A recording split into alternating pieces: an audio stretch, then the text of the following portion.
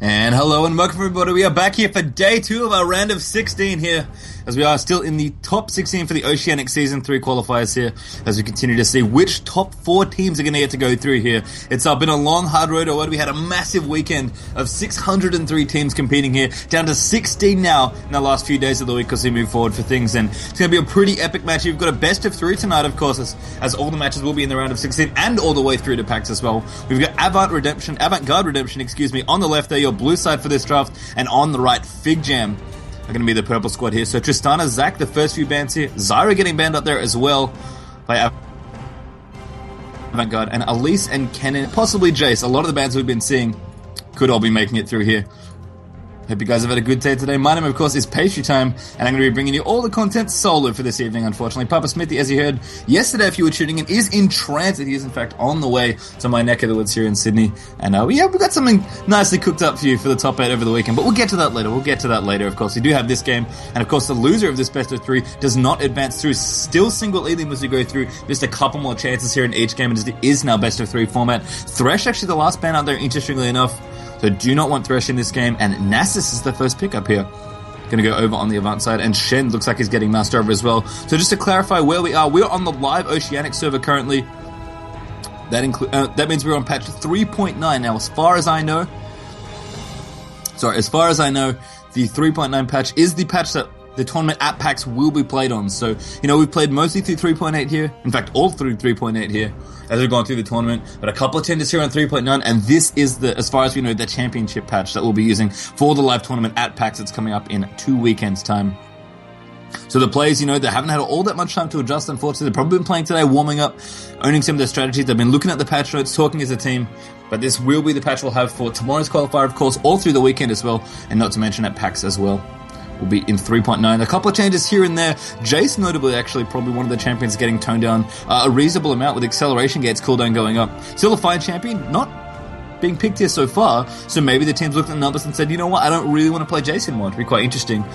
But after the Nasus pick here, we did have Orianna plus Shen going over on the FIGJAM side. Cassidy getting picked up nice and early here, and Nami as well for the Avant side. So Cassidy usually pick you see save till quite late.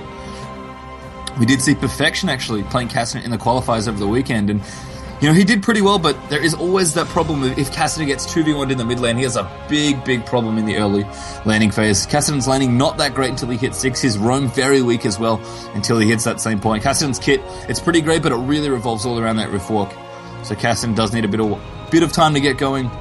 And if he is shut down early, of course, it can cause problems and really delay a lot of the core items and even your experience as well if you're denied in the mid lane. So, interesting to see him picked up early here. We'll have to see if FIGJAM makes some sort of adaptation.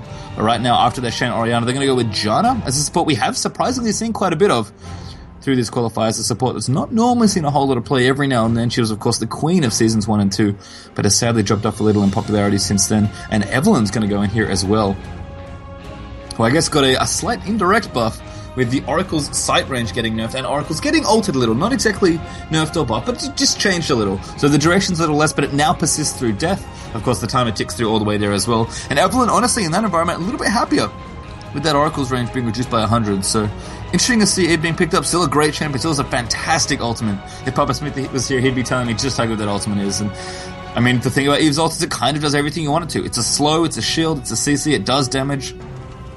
And looks like Heimerdinger is going to be the honorary troll pick there for this one, of course. They do know that I'm casting this game, and they do know how much I love Heimerdinger. As I say, guys, the day you pick Heimerdinger, I will absolutely go off the chain, as that very infamous game now demonstrates. But Vayne here going to be the pickup with Nami. Great synergy there in the late game if they can get there. And Renekton actually the last one as well. Renekton, we have not seen him for quite a while. In fact, I believe we've never seen him on stream the entire time we've been doing these qualifiers. I mean, with 600 plus teams, I'm sure he's been played at one point over the weekend, but we did not see him, unfortunately, as Kog'Maw gets picked in as the last one here for the AD carry. So 2 hyper carries, 2 late game oriented supports as well. Very strong team fight duo lanes here for both teams. It's going to be Kog'Maw, Janna up against Vayne plus Nami, and that's pretty interesting. This is a quick note, guys, as well. I know we may have a couple of problems with the overlays on stream. Part of the problem right now is that the champion select can't actually be shown on the stream because the overlay is unfortunately a little misaligned, or the client may be a little there as well, because we did have a new patch, so client positions may have been reset. So it will reveal the summoner spells if we are in champ select. So you guys just have to listen to the sound of my voice. I'll take you through the picks again. So don't worry. And of course, we'll be back in the game live. Everything will all be good. So that is part of the problem, guys. Apologies if you can't see, but just a little note there that the patch did misalign the overlay, and we cannot risk, absolutely cannot risk the summoner spells being revealed if those boxes are slightly aligned. We are, of course, in the delay time now, so we'll probably be able to bring the champ select screen onto the screen now for you all, so you can see what I've been talking about. But just to round out the lineups here, on the left to kick off game one, on the blue side, Avant-Garde Redemption, Kassadin, Nasus, Vayne, Nami, and Renekton are their champions. And over on the purple side here, FIGJAM going to start off on that side. We've got Shen, Janna, Kog'Maw, Evelynn, and Orianna. That's Jungle Evelynn and Jungle Nasus on either side. We've got two dual lanes here. We've got Janna, Kog'Maw over on the FIGJAM side. Again, very strong late game. And also, same story on the other side here with Vayne plus Nami over on the Avant-Garde side. Renekton looks like it's going to go top lane here up against Riolu's Shen.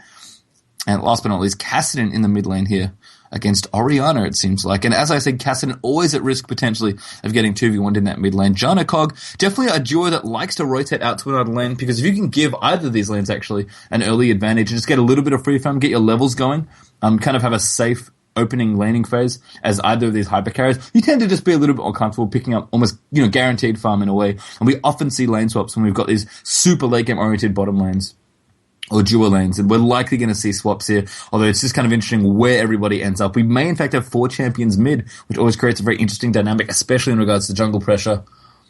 But I expect we will see a couple swaps here and there, which means, I don't know, Orianna Shen going to have to go somewhere creative. I guess we could have Orianna bottom. That would be kind of interesting. Kassadin definitely wants to try and find a solo lane if he can. Just get the farm where he can take it. So potentially a lot here in the early laning phase is really going to determine how a lot of this stuff goes. I mean, Nasus's pressure, he's okay from the jungle. Evelynn certainly would like to take advantage of some of those situations if possible and get some of those early ganks off once she hits 6.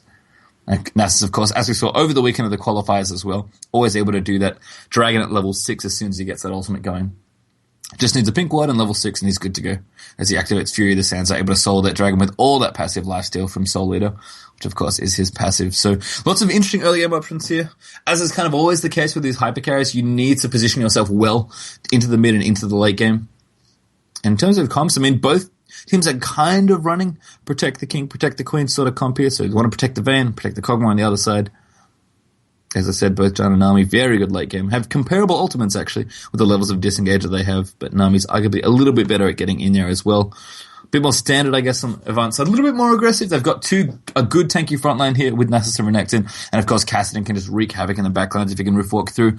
Other than that, a bit more of a straightforward initiation here. Orianna, we always say, because it's just true, she needs a ball carrier. She needs someone to go in there with that ball on top of them so she can set up the ultimate. And what a better setup than Agady's Embrace here. And of course, Stand United could potentially be in there as well. So we could have a split pushing Shen, Evelynn going in, and activates the Agady's Embrace, Stand United on top, and then Shockwave Dissonance on top of it. Sorry, Command Shockwave on top of it as well, which would be quite the combo if they can pull it off. So a bit more straightforward initiation, but definitely more traditional tank line or bruiser line over on the Avant side. And as I said, those carries are going to be very, very important here in this game. So be interesting to see if the trend of one team getting ahead in early laning continues here. So we do see the nice new loading screen. That's very cute. Everybody's icons in full force here.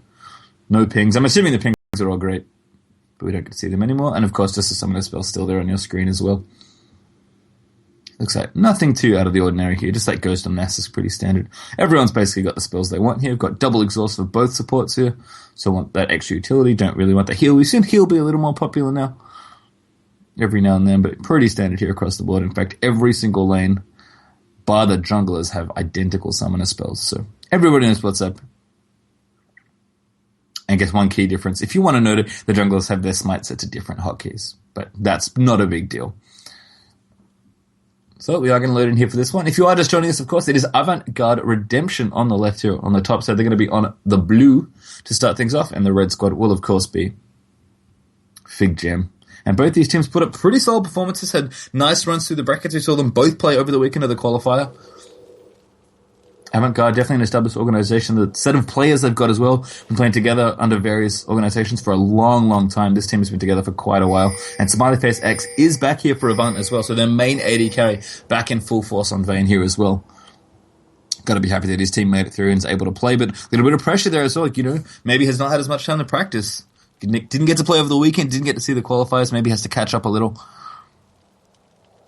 going to be important. FIGJAM, of course, played absolutely spectacularly there as well. I guess curious, no Rumble ban was something that I definitely expected to see coming into this series, but Riolu's Rumble, very, very good. In fact, the 2 games we saw in their best of 3, in their 2-0, we saw Rumble to use a devastating effect there in tandem with Trashboat's Lux. Trashboat has a similar sort of control AP champion here in Orianna, but don't quite have that Rumble. Instead, decided to pick up Shen in there instead. Looks like Smiley just loading in. Last one left, but we won't make fun of it for him. At least his ping's going to be all sweet.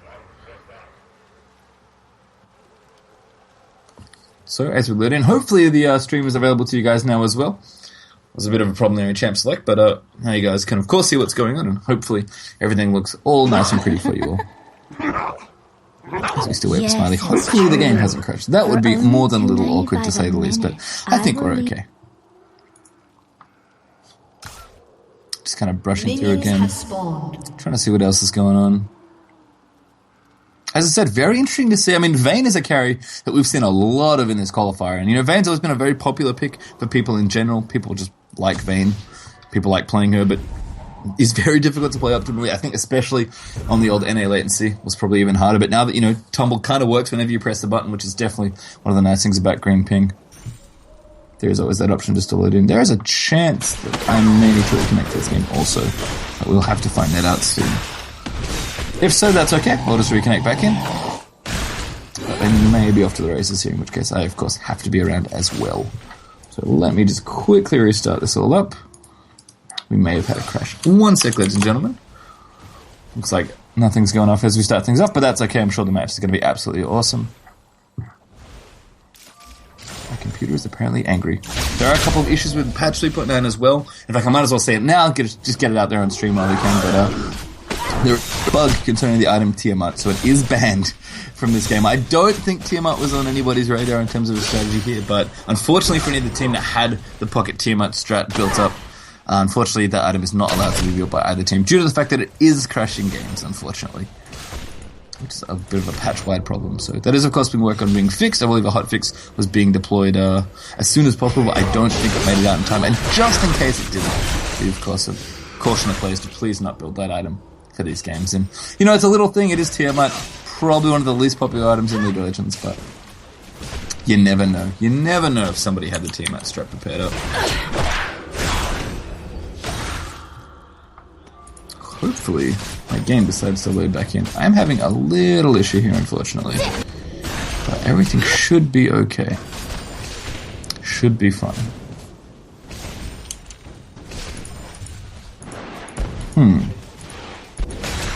So my client is not happy with me. I can tell you that much. There we go. Okay, give me 1 sec. Looks like we're back. See if I can end this task, reload my client up, we should be good to go. Computer is...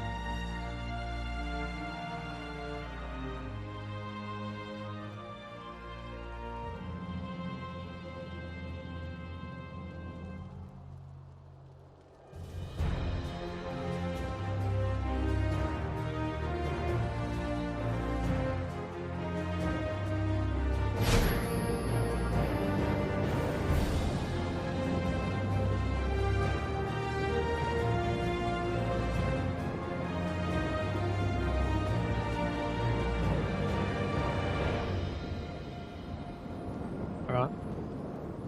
Mm-hmm.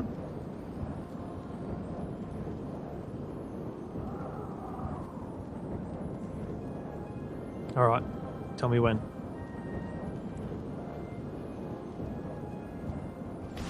All right, good to go. All right, welcome back, guys, to the match. We're so sorry for all the problems that we're having, and as you may have guessed already, I'm no longer pastry time. My name is Menace. He hasn't changed at all. No, his voice, he's disconnected, so we apologise for the technical difficulties. And I am going to be filling in, solo casting this one. And as you can see, we've skipped to about 9 minutes 30, and Evelyn's going straight down onto Nasus right now. And with us, going to slow her down. So to give you guys a really quick catch up of what's happened, I haven't been able to spectate the last 5 minutes that you guys have missed out, but first blood and everything has gone over to the red team. I'm not too sure which side is which at the moment, so I'm just going to call them red and blue. I apologise. I've just been thrown in the mix here, guys. All right, Cassidy goes down. Shen ultimate straight down onto Evelyn. Evelyn is doing a bit of damage there to Avant-Garde Fabulous and catches Trash, but over the top of there is a nice Orianna ult, scoring themselves a kill onto the Cassidy. Good work from from Orianna there. So this is really ad-lib. I really apologise if I'm missing out on a few things. Ignite down straight onto Evelyn, and she flashes away. Now Riolu in trouble now on that Shen. He does get a taunt off and is going to dash away, but he is left to defend that tower at the moment. He's doing pretty well. Done a bit of farming. And now Renton going out the back of the tower, going really deep, trying to get a kill onto that Evelyn, but it's not going to happen. Wow, so much action. So it is 0-4 to the red team, and I believe that Avant-Garde are a little bit down at the moment. 3k gold lead in favour of red team, and no towers as yet. So we haven't missed out on too much action, and hopefully we can get everything sorted and underway. All right, so Blue 9-0 down there on the Cogmore. He's not farming up too badly. He and Vayne are pretty even at the moment. So bit of a lull in the game, and you guys can catch up on the items. Who's really ahead at the moment, I'm not too sure. But item-wise, I mean, Orianna's doing a pretty good job against that Cassidy. It seems that she has shut him down fairly well. 48 to 80 CS. That's a big difference. Cassidy 0-3-0. It looks like the guys over on the red team have done their best to try and shut down that Cassidy pre-6, which is always a good move. I mean, Cassidy, as soon as he hits level 6, is just a beast. So Trashboat is gone pretty much ham, and their jungler, I dare say, would be in there trying to shut down that Cassidy, and they've done a pretty good job so far. 30 CS behind, as well as 3 deaths, so he is not having a fun time at all. But top lane, there's not going to be much action really there. There's going to be trading back and forth. 2 very tanky champions. You've got Shen and Renington there, and back down to mid lane now. Let's see Orianna taking a bit of poke from Cassidy as best as he can. I mean, he's almost at a catalyst. He doesn't even have a catalyst yet, so he's really having a tough time, the poor bugger. But a Doran's ring and a bit of sustain there with Crystalline Flask. And down bot lane now, Nami uses the tidal wave in defense. Vayne gets a nice condemn there on Evelyn. The pink ward there revealing her, so they are able to escape that one. Nice disengage. Nami is just really good for that disengage. Really good champion all around these days for the support. And all right, so I'm a little bit ahead. Hopefully we'll be able to catch up and get in time here. Sorry guys, give me a sec. Alright, so we should be fairly synced up right about now. Once again, I apologise for all the problems that we've had. Hopefully we can get this first game done, and then the next one might have pastry time back. We'll have to see what happens. Alright, so Shen doing pretty well against... Well, actually, no, they're about the same as well. I was just looking... Sorry, I've got to line up my news here. Yeah, so Shen and Renington doing pretty much exactly the same, just mirrored top lane. They're both very tanky right now. Shen having that kill up, giving him that little bit of an advantage. He's got himself a Giant's Belt as well as the Chain Vest. And Renington's got himself a Brutalizer. It's going for a bit more of a... more of an offensive build on the Renington as opposed to Shen's very tanky build. Now Cassidy gets an Ignite down onto Trashboat. Here comes Shen. Sorry, there's the barrier popped out. Aviator going down on him. Ignite ticking away, but he's just going to escape. Nasus with her has not enough damage to take him down. Avant-Garde really looking to try and secure some kills here. Try and get that Vayne farmed up. I mean, she's 104 CS and she hasn't died, so a bit of late game comp here for the guys on Avant-Garde. That Vayne might be able to come back, but Kog'Maw also a very good pick and seems to be pretty much a mirror bot lane as we see Evelynn just going to go around the dragon. She has been spotted by, she will be spotted by a ward if she does go through that tri-brush.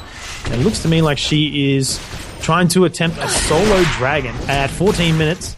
She is fairly farmed. I mean, she has the spirit of the Elder Lizard, so not doing too bad. She started it, and here come Kog'Maw and Janna around the back to help her out with that one. So it's a pretty easy dragon. I don't think that Avant-Garde know what's going to happen. There it is, the first dragon of the game down to the red team. And top lane now, just trading back and forth. There's not going to be much happening between those two. Yeah, so just a bit of a lull in the game again, guys. Hopefully we will be seeing a bit of action too soon. There we go. Kog'Maw gets a few ultis down onto Vayne, just a bit of poke, and they're trying their best just to stay in lane as much as possible, get as much farm. I think the real hope for Avant-Garde at this stage in the game. FIGJAM is the other team. That's the other team. I just remembered. Avant-Garde's really big hope here is Vayne, who's doing quite well for herself. 122 CS, almost top in the game. Orianna's at 124. Trash Boat come up against the Kassadin, and Kassadin's now finally picked up that Catalyst on his way to a Rod of Ages. Won't be too long before that gets started, and a few ticks coming in. And up top lane now, Renekton in a bit of trouble. A taunt onto him. He pops the ultimate. He's going down onto Evelynn, trying his best, but he's going to force a flash out of that one. Evelynn flashes as well and picks up a kill. Blurry 90 doing a really good job on that Evelynn. 3-0 and 2. Kassadin though getting that tower bot lane. Mid lane now, Orianna chucks the ultimate down on the Nasus. Not enough to kill him though. He does escape out the back of that tower. So good job there from Nasus. They're going to have to defend that. But up in the top lane, Evelynn and Shen beating down on this top turret, and it will be quite easy, seeing as Renekton has died and he's out of lane for a bit. Orianna's not going to be able to go up. Kassadin's not going to be able to go up the top there and defend that one. So there is a turret for a turret, top for bottom, and the gold lead just increasing a little bit more for the guys over on FIGJAM. Orianna having finished her Athene's Holy Grail. She's sitting on a fair bit of gold right now. About 1,100 gold, so she'll be working maybe towards... Oh, there we go, down bot lane though. A nice knockup from Nami. There's a Shen ultimate onto Kog'Maw. Tidal wave at the back in defense. Shen has come down, and it looks like Vayne and Nami are going to be pretty safe on this one, but the guys on FIGJAM are looking to take down that turret. I don't think that they're going to be able to defend that one, and there goes a bot turret. 2 turrets ahead for FIGJAM. 0 and 5, quite a gold lead right now. And it's going to be that Blade the Ruined King is going to be needed for that Vayne. Shen is very tanky. He's got himself a Sunfire Cape as well as another Giant's Belt. He is very tanky indeed. Mid lane now, Blurry going down on AV Fabulous on that Kassadin. A lot of burst damage from Evelynn, although Kassadin's turning it around with the Ignite as well. He's forced a flash out of there, or he flashes straight onto it and shut down for Fabulous, and here's much needed gold for him, and he escapes with not much life at all, as well as a red buff. Alright, hopefully I can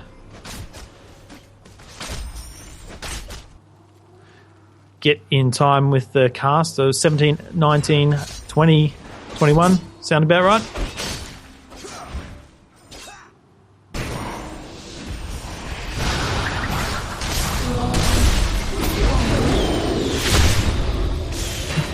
Hopefully that's all right now. All right, so a bit of action there. Sorry, I missed that one, trying to get in sync, guys. And Kassadin picks up a kill on Evelynn, but Kog'Maw takes down that Nasus. They're looking to take down the mid turret now. Let's have a quick look. All right, so they're trying to push down the mid turret as best they can. Kog'Maw, Orianna, and Janna at the moment. It looks like maybe Pastry Time is back. Maybe we can get him in the call and Fezzer. I'm not too sure. All right, I'll just add Pastry to the call. Sorry, I only just looked at it. So I'll add him quickly and we can get this one underway.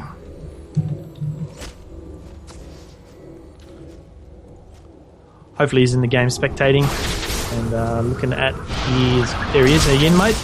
Hello, my friends. Hey, how you going? I'm good. Fancy seeing you here again. Yeah, me again. Seems like good. Yeah, I was going to say, just filling in for you, mate. Just keeping the seat warm while you had some issues.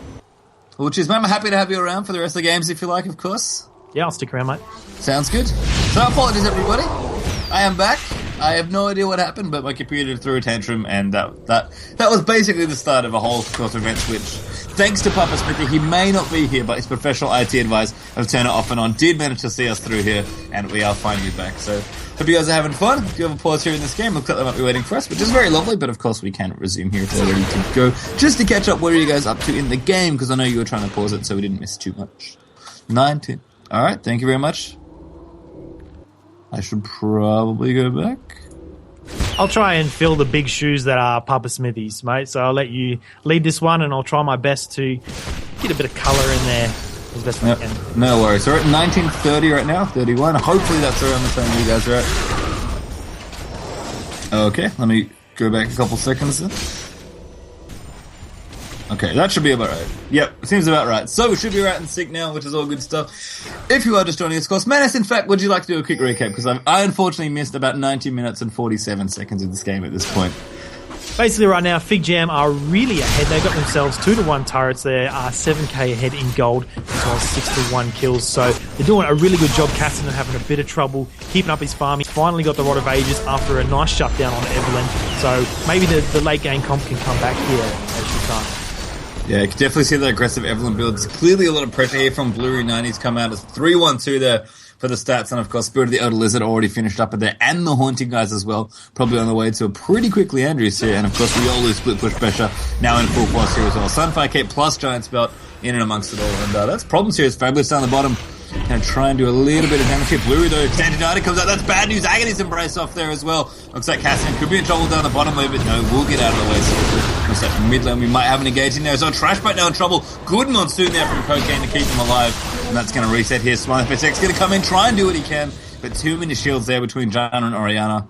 And looks like they're not going to be able to get anything done there. So both ganks in bot and mid for either team, not quite going the way they wanted. But a big group here from Avant-Garde. I think they want to try and push down this mid turret. Yeah, there was maybe a bit of miscommunication there from the Shen, throwing that ultimate down on Evelyn. She wasn't in position, but here we go. Riolu there gets condemned out of the way with a Shadow Dash. Aviator in a little bit of trouble. Fabulous lockdown there as well. Way out of position. Can't quite get it done there. As Blue Knight Zero cutting back and forth. Balasta trying to do what he can.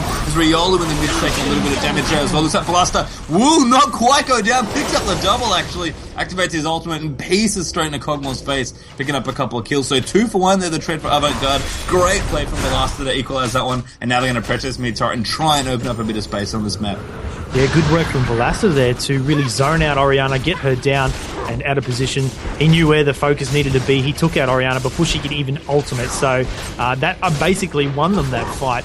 He also picked up a nice kill onto Cogmor there and, as you said, pieced it out as best he can. And they picked themselves up a mid turret. So very, very important that mid turret's gone down. It gives you so much space around the map to maneuver in. If the map control really has been in favour of FIGJAM here, and it looks like it is, it's actually going to peek down towards Dragon now. So that's a nice bit of control for them. A bit of extra gold there after losing that tower. They won't be unhappy with that. But mid tower, especially with their slot, very, very key here. And they're going to be able to move around and hopefully shut up some of this gank, shut up some of this Shen split push as well. As we do have a pause here. Looks like Smiley Face X internet in classic Smiley Face style. If you guys don't know, he actually streamed quite a bit. He's a great guy, a great streamer if he's able to get it going, but his internet known for maybe not being the most reliable here. Yeah, below your computer. Yes. Unfortunately. Oh well. So now we can actually sort of sit back and have a quick look at everything that's gone on. Spirit's Visage finished on Renekton, and that's pretty key, especially against Oriana, who's done so well early game, as well as that Evelyn. She's got herself the Leandry's Torment, so that burn won't be so bad on Renekton, who does have quite a bit of health right now. Also, Shen having quite a few items. I'm not sure what he'll be picking up next. He should be, he's sitting on about 1,600 gold, so he'd be looking to build that Giant's Belt into something for sure. And Vayne, though, Vayne's still 0-0 and 0, 169 CS as opposed to Cogmor. He's got himself 1 kill, but also 1 death and an assist, so I think he might be a little bit ahead gold-wise at the moment. Let's have a quick look. Yeah, about 300 gold ahead. So, no, Vayne's not doing a bad job at all. Unfortunately, didn't get any assists in that last team fight, Pastry. That kind of sucks. Yeah, I mean, Smiley just, complete zeros across the board. CSing great here. Got a quick Blade of the Ruin King and almost a PD up as well with that Zeal plus the dagger. So, Smiley definitely CSing well, definitely got the farm he needs. As Papa always says, Blade of Ruin King Vayne, very scary 1v1. You almost never want to get into that situation, but you have to think with Blue Knight Zero here going for a very, very fast Infinity Edge that we're actually going to get some early grouping here. And this Dragon, a great objective to take as 5 or 4 members with that Kog'Maw damage in there. And, if they have a bit of a longer team fight, Kog'Maw's able to auto-attack at range over time. Going to be plenty of damage. So a big mid-game power spike here for Kog'Maw. And of course, the rest of the FIGJAM team doing quite well as well. I have to think that Giant Belt from Shen's probably going to be a Warmogs. And as you mentioned, the Spirit Visage pick, really nice there for Renekton. But probably the best part about it is that not only is there plenty of magic damage between Eve and Orianna, as I see here myself. In Fezza? He may have not muted. We can just hear ourselves through. You can hear me, that's all. That's okay. Technical issues everywhere, that's alright.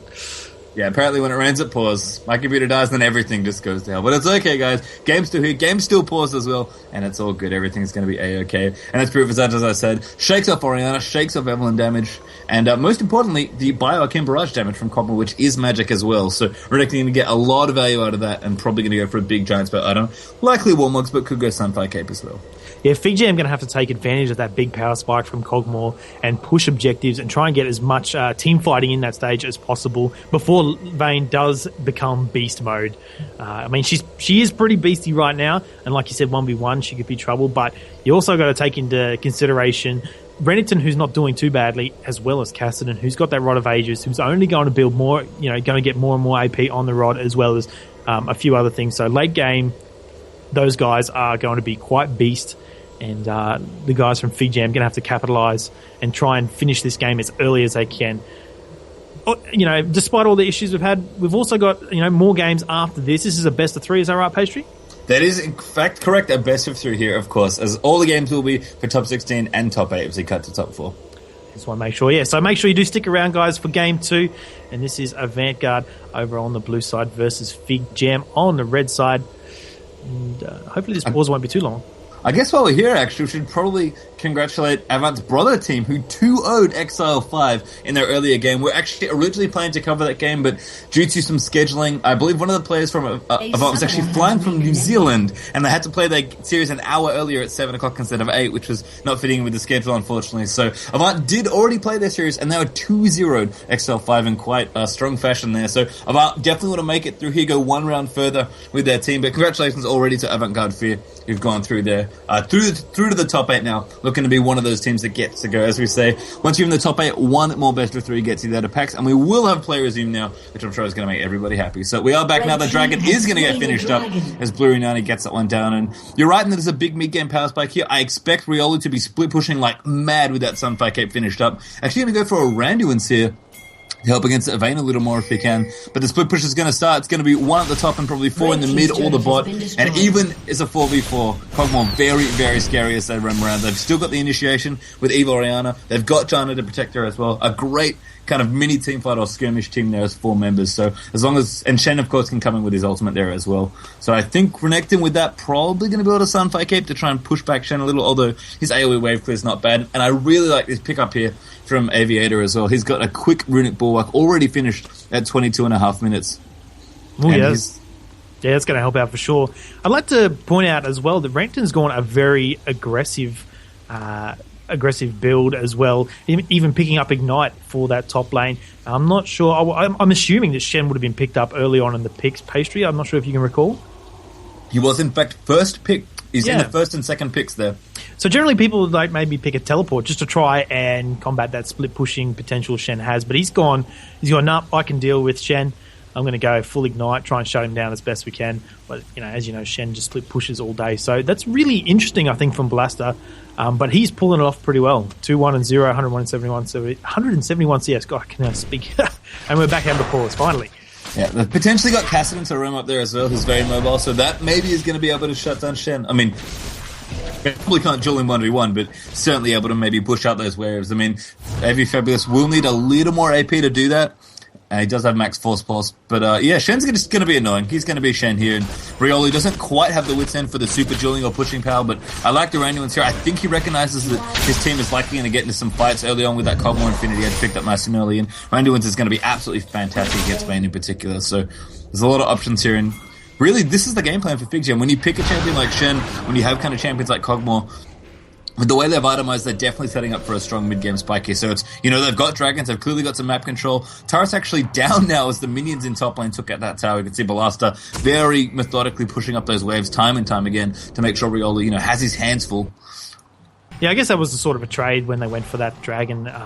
They just left top lane on hoping that maybe minions will push it back, but unfortunately it wasn't enough. So they did trade a dragon for the top lane turret, but they are fairly, a fair whack ahead right now, 23 minutes in. 6k, just under 6k gold lead. But the towers, that one did give Avant-Garde the edge in tower deaths or tower kills. And so I don't know. It's a good trade, I guess. Get that dragon so the other team can't take it away. But it would have been ideal if they could have sent someone top lane to defend it. And now that Kog'Maw, he's getting that Bilgewater Cutlass. He's going to be finishing that Blade of the Ruined King very soon. Going to get that spike of power very soon. They're going to have to try and push as much as they can. As you see them grouping mid lane, Shen is actually not around at the moment. He does have the ultimate up. And he goes Nani going in heavy and it could be in trouble. Nass is going to take the damage as Kog'Maw completely wrecks him with the last of them, but soon back into the Kog'Maw and trash mode, completely caught out of position.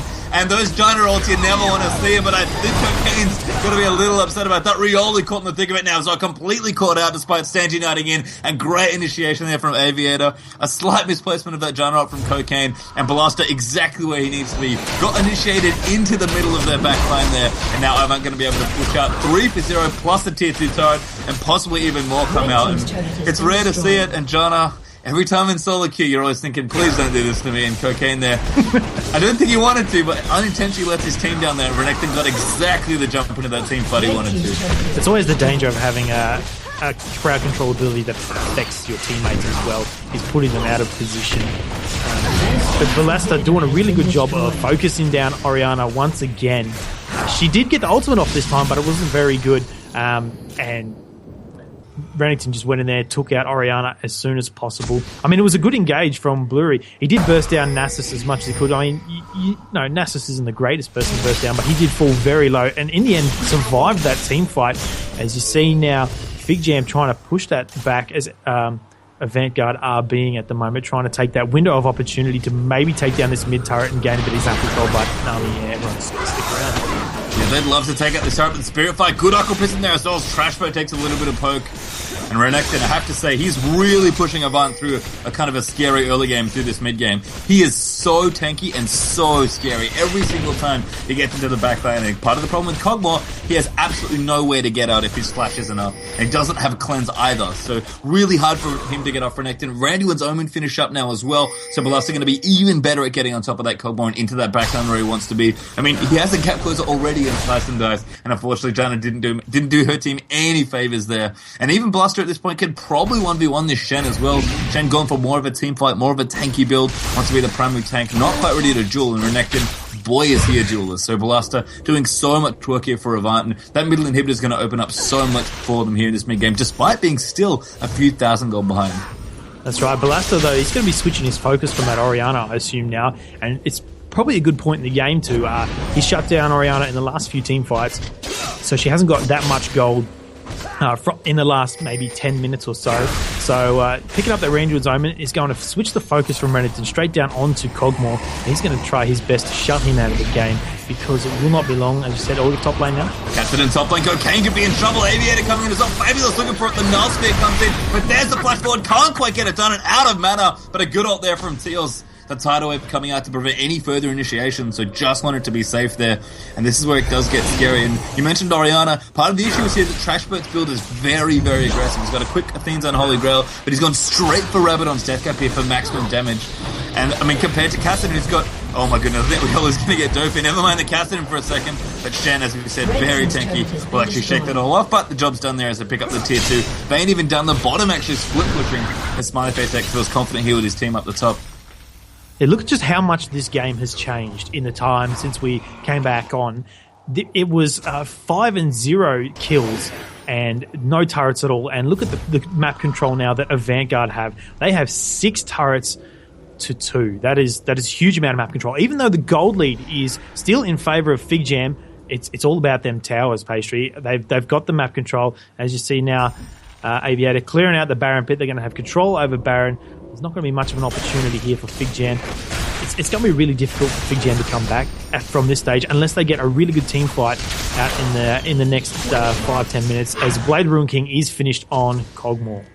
Well, it's interesting that you mentioned that, because the craziest thing to me about this game is that FIGJAM are still ahead in gold, and if you look at the scoreline, I mean, the kills are pretty even. You kind of expect the gold to even up there. The Dragons, I mean, probably in favour of FIGJAM, although Smileyface actually going to pick one up for his team now as he solos this one off, although Shen may have something to say about that. In fact, Smiley may just have to back off here. Oh, never mind, they're not coming down. Smiley, no wards around him, able to pick this one up cleanly, so yeah, that's going to be a bit of extra gold. Yep, no worries. Going to jump forward, looks like we've matched all the game up, and we are back to live now. See the teams moving around. Hope you guys caught that dragon. You probably did a few seconds ago, but apologies if that was slightly out of sync. And as you said, Menace, the ward's being cleared out in the Baron pit. There is one there, but I think they have wards. Yep, there we are. Cleared that one out, and they're going to start off this Baron, it looks like, as well. Yeah, a lot of vision for Avant-Garde, so they're going to know if they're coming. And it looks like FIGJAM smell what's going on. Will they be able to do much over the wall at this stage? Probably not Cassidy jump over the wall, though. Yeah, Fabulous going to go in there, does a bit of damage to Trash, but Rioli getting Aqua present up as well. They're going to try and finish this Baron. Fabulous playing to striking her, and he does a great job there defending his team off the Baron as Aviator smites that one up. Blaster over the top now, flashes on the wall. Fabulous a little bit low, but can rip block out of there. Looks like he's just going to wait a little longer. His team now coming in. Cocaine again trying to ult them off, but can't quite get it done there, unfortunately. And Teal's now chasing them in as well. Aggressively going in with Nami. The Randy Vermin activated there was there. Riolu dropped. And looks like Blue 9-0. He can do whatever he wants, but he's not going to get out of that one. All 5 members cracked upon his face, and that is a dead Cogmore there. Fabulous gets out of that tree damage, a Cathian surprise, by using the last series mana to riff walk out. And I think, Menace, this might actually be game here for Avant. What a turnaround. What a very close game. I mean, FIGJAM really in control early on. They picked that early game. Team composition, they were able to get the advantage, but it just wasn't enough for Avant-Garde. And wow, this Nexus is falling very quick, and that is GG game 1 to Avant-Garde. Oh no, the respawn! Bad news here, but Avant-Garde, I think they've still got time. It's going to be the hero defense here as Homeguard Trash comes in, but it's not enough, unfortunately. One little inhibitor later, and that is indeed good game. And you're right, for a team that we joined in, they did miss a little bit there, so apologies, of course, for that. But for a team that looked like they were completely ready to have a massive mid-game power spike, that game fell apart quickly for FIGJAM, and they find themselves now down 0-1 here as Avant-Garde Redemption take the first game of this best of 3. And unfortunately, the inhibitor going down there didn't make any other problems. Troll inhibitor. That was pretty troll. As I call it, it pops back up. That'd be right. As we've learned already tonight, whenever you want something to go right, it usually falls apart, but that's okay. When it, Newton's Law or whatever it is. Actually, no, Murphy's Law. Apologies. I'm really bad at science, guys. You'll learn that. I'm also bad at maths if you've ever watched me stream. So with that, we are going to be joining into game 2 very soon. We will, of course, everything should be ironed out now, so you guys get a nice smooth game 2 and possibly 3 if we get in there as well. But a great performance there from Avant-Garde Redemption. And FIGJAM going to have to dig a little deeper here and try and maybe go back to what we saw them play in the qualifiers, maybe bring back the Rumble, maybe bring back the Lux. We'll have to see, but they need something else there. And if that game looked that good and didn't quite go well when they really needed it to in the mid-game, they're going to have to be scratching their heads and really going back to the drawing board in terms of strategy, because that was just an incredibly well-executed endgame there by Avant-Garde, and very, very impressive. Of course, my name is FIGJAM. I am back, thankfully, and I will be joined by Menace for games 2 and possibly 3 as we kick it off here, guys. Day 2 of the round of 16 here for the Oceanic Online Season 3 Championship qualifiers. We'll continue in a few short minutes. Stay tuned.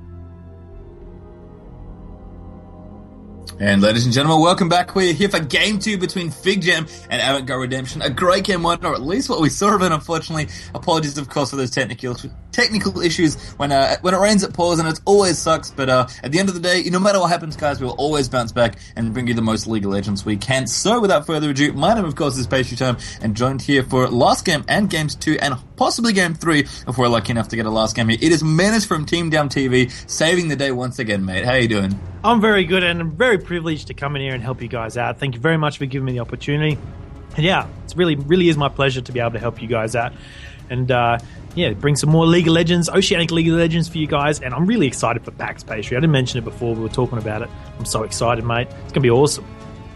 Yeah, absolutely. I'm trying to contain my excitement for when I actually get to the event, but every day that ticks by, my smile on my face gets bigger and bigger. Definitely looking forward to that. But of course, before we get there, we do have a couple of issues to sort out. Mainly, which teams are going to get to go?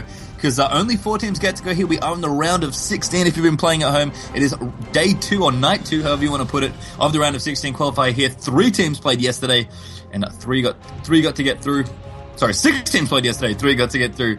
6 more teams playing today, 3 more get through, and then 4 teams will play tomorrow for 2 more for your top 8, which we will play out on Saturday and Sunday coming up this weekend in there as well.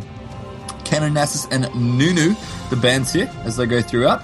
And Tristana and Zac, and one more as Shen gets banned out there by Avant. So interesting to see that Tristana ban. Want to take that away from Blue90, who played it absolutely spectacularly as the qualifiers last time.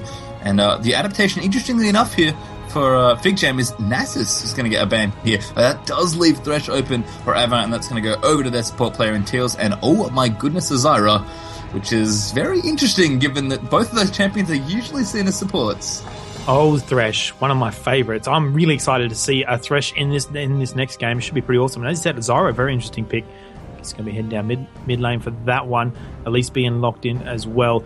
So, I love Thresh. He's really is the king of bot lane at the moment.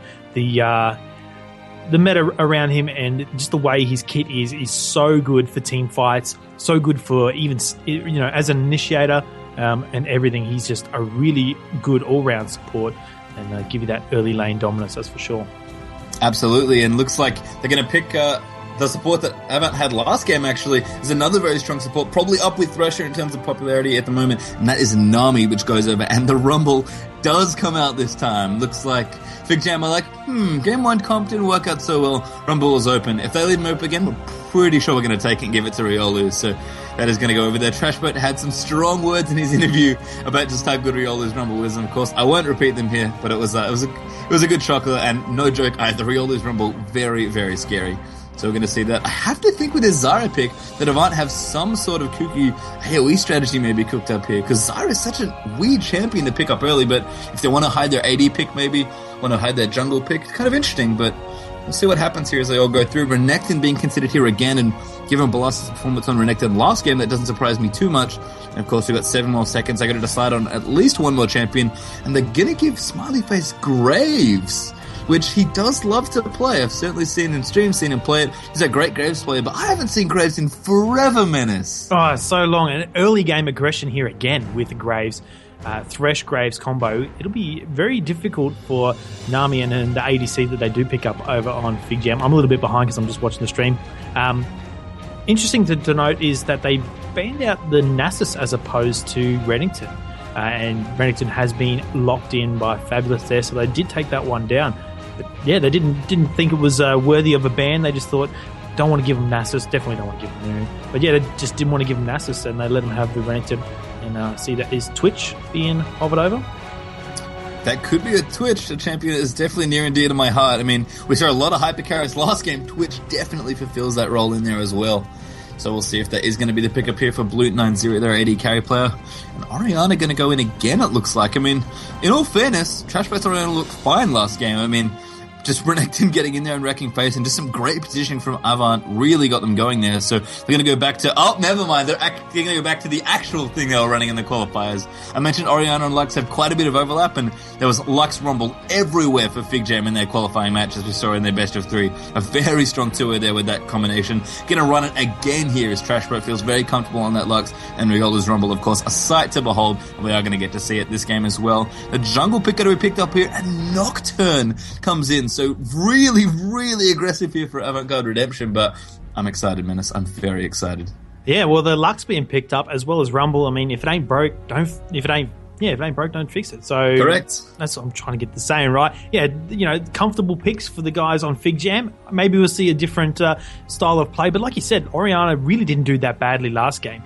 He just got focused. I mean, you can play as best as you want, but if you get focused, you're just going to die as much as possible. So Trash Boat not doing too badly there.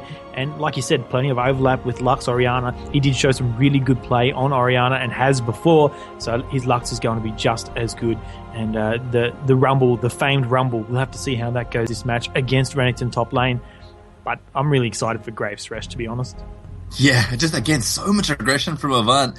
I mean, I think the nice thing about the comp that FIGJAM are running here is that it definitely seems to suit the style we saw them play over in the qualifying weekend. And the issue with Shen Oriana is that Shen can't really stop, Renekton from getting in your back line. And they had, I'm trying to think of the support they had. It was not Nami, it was Janna.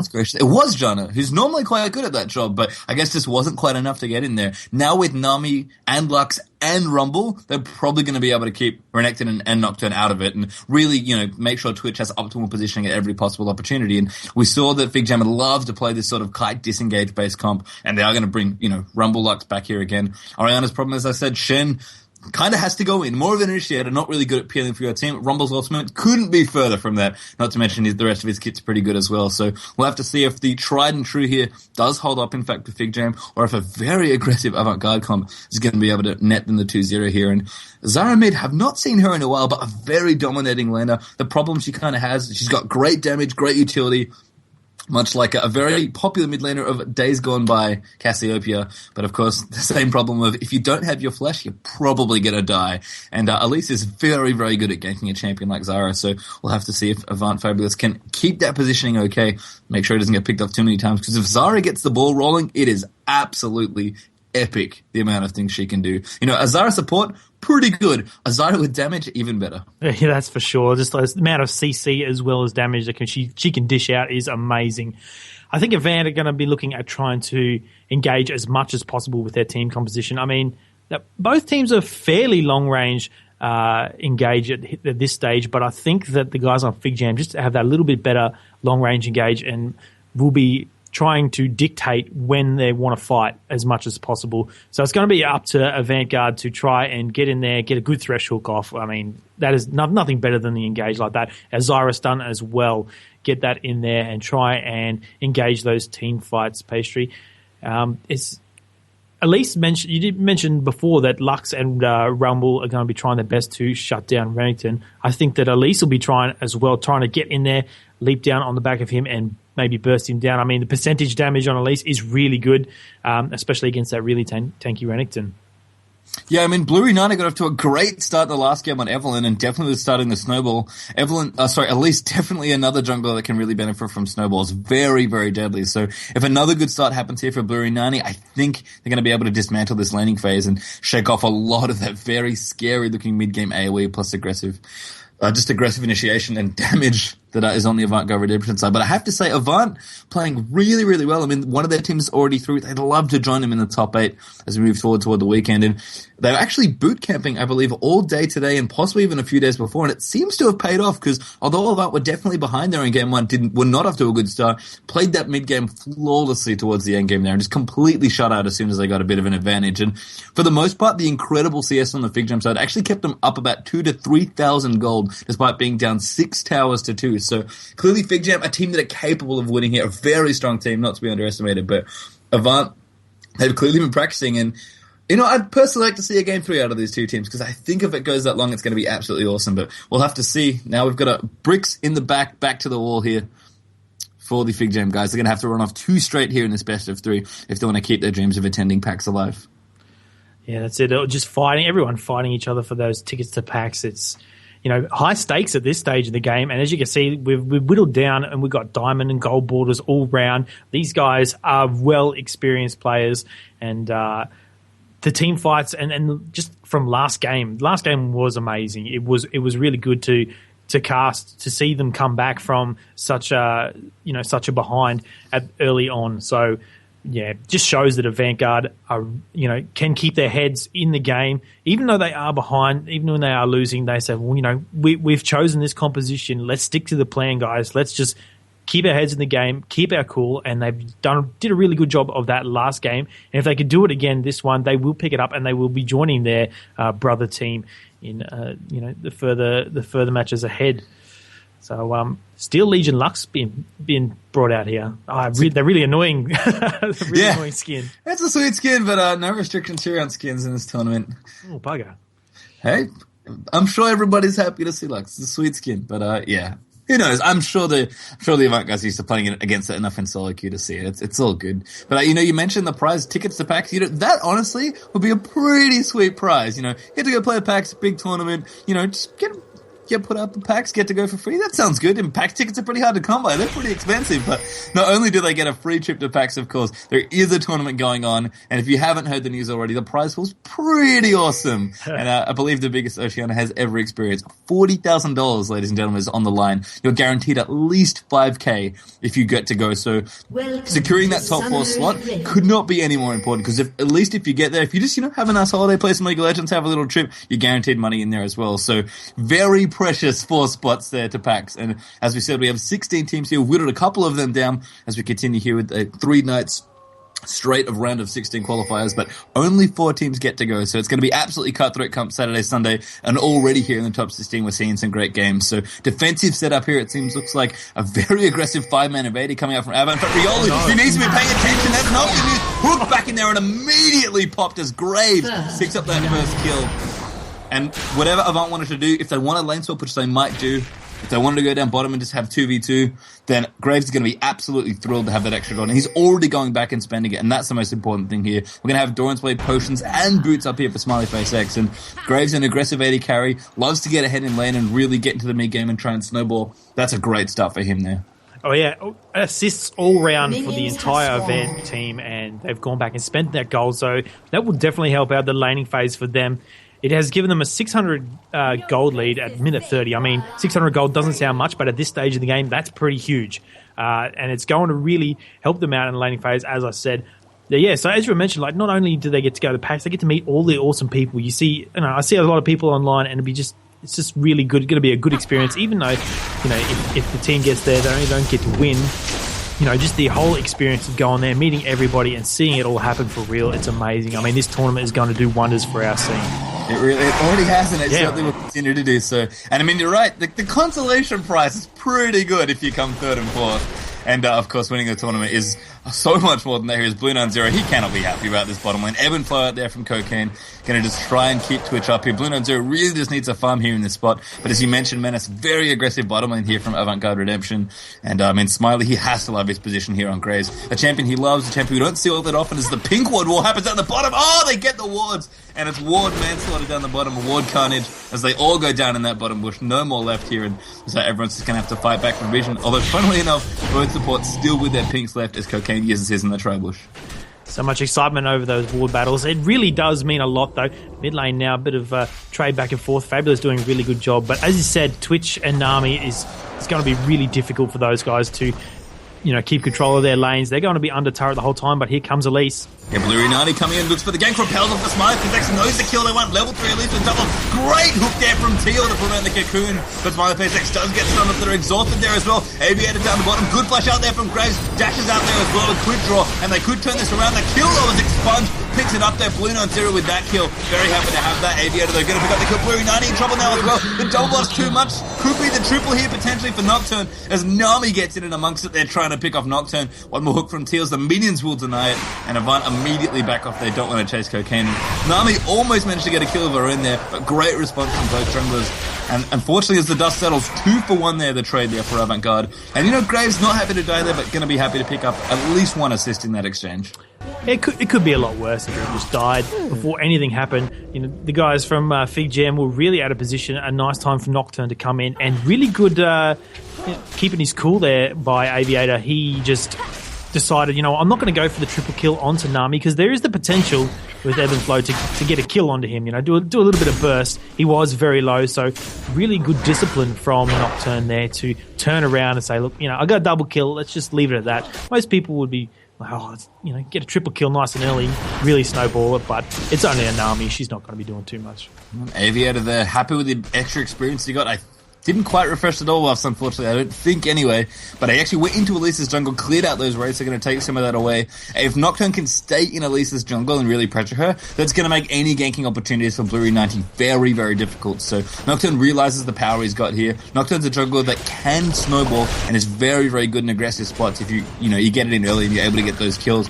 So the bit of the boost there that Nocturne got here is Aviator going to be very, very happy as he pushes through. And I like the decision. Just a little bit of counter, not too much, not going too crazy.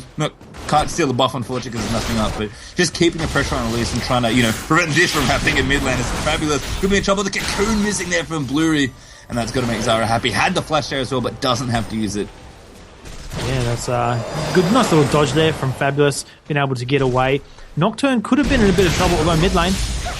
We do have problems again. Lux going in there. Trashboat gets in nice and deep. I think they're going to trade it. Barrier from Trashboat almost gets it, but the passive should be able to clean it up. Flashes though, and they still pick it up as those plants are there for just long enough to get Fabulous the kill. So happy for the trade. Lux tried so hard to help, but great Aqua Prison down the bottom lane as he moved forward here, getting both of them there, stunning them up, and Teals takes a ton of damage from Twitch, who's a very, very scary person, even when he's been kept down a little.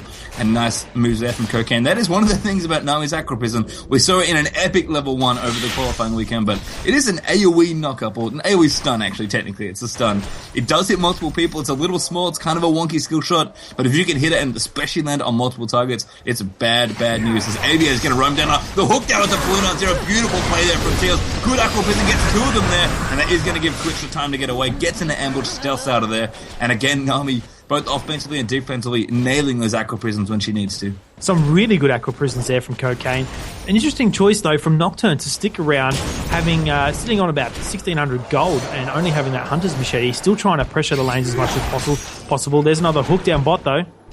Yeah, just a bit of damage traded back and forth, but nothing too major. And I think Aviator, considering his item choices there, thought about it, got a Spirit Stone, interestingly enough. So going to make the AoE section of his clear a little better. Of course, affects his passive AoE there. Makes his Q a little better, but his single target auto attacks maybe not as good. So something like Dragon, maybe a little bit, can't quite do it now. If he'd rush up like a Wriggles, as Blue 90 again gets hooked up, it's going to take damage. He doesn't really want to. But double longsword here for Nocturne's the rest of the choice. I think he might be building a fast Brutalizer. And as far as snowball items go, that's a pretty good one to get early. I agree with that one. Trying to go as aggressive as he can. That nice early start is going to, it's pretty much dictated his build. So he's just said, all right, I've got the dominance now, and I'm just going to keep that pressure on, try and keep that bot lane ahead. I mean, Thresh and Graves are not going to have too much trouble controlling bot lane, but kills are definitely going to help out Graves down there. And, it didn't take long for Thresh and Graves to gain control back from a really good engage that Cocaine had started on earlier on when Teals did fall fairly low. But as you can see again, Cocaine and Blue 90 forced back under the safety of their turret, and here comes Aviator sitting in that brush at the back. Yeah, the biggest problem with Nocturne getting some snowball here is he's level 6 very quickly here. He dinged it just past 7 minutes. He's going to ride his way in. Nocturne, a great hook as he comes in, plays him back in there as well, and Blue 90 is going to get dove on there. Teals actually picks up the kill there, and it might as well be the exhaust use there as well, as they try and prevent some of that grade damage, but Thresh too strong there as he picks up that damage, and Nocturne very smartly doesn't use his ultimate, gets rode in instead by the lantern from Teals, and that is the kill they want there onto Twitch. Very nice aggressive play down the bottom lane. Really bad start for the guys on FIGJAM, and this is exactly how it looked last game for Avant-Garde. So, it's definitely not over. The guys from FIGJAM could come back. Riolu on that Rumble up top lane, the famed Rumble. He might be able to turn it around. No teleports in top lane, so they've both got themselves Ignite, looking to be really aggressive. Not going to be much split pushing, if I can get my words out. And Elise, though, kind of been a bit passive at this stage in the game. Didn't have a very good start, so she's just trying to farm up, catch up to Nocturne, but Nocturne is getting further and further ahead as we see Rankton heading back now, finished himself an early Brutalizer once again. Balasta did so well last game. He rushed that Brutalizer as well against Shen and did a really good job.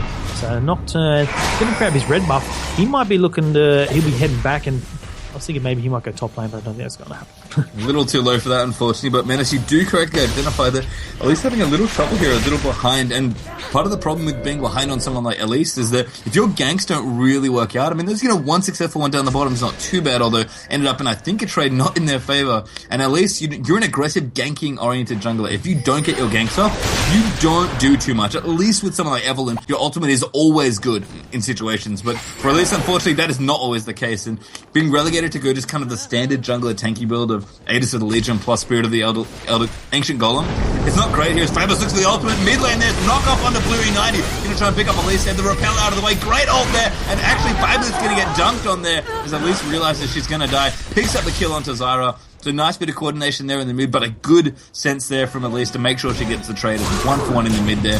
As ult's blown plenty there in mid. I'm going to sound a little bit like Papa Smith here and say the saving grace for Elise from that one was taking away the kill onto Zyra, being able to secure that. She saw the opportunity. Cocaine again, the flash down the bottom, bleed onto her, obliterated in that AoE. And Graves is doing so much damage. There's the flash forward. Teals again looking for blood.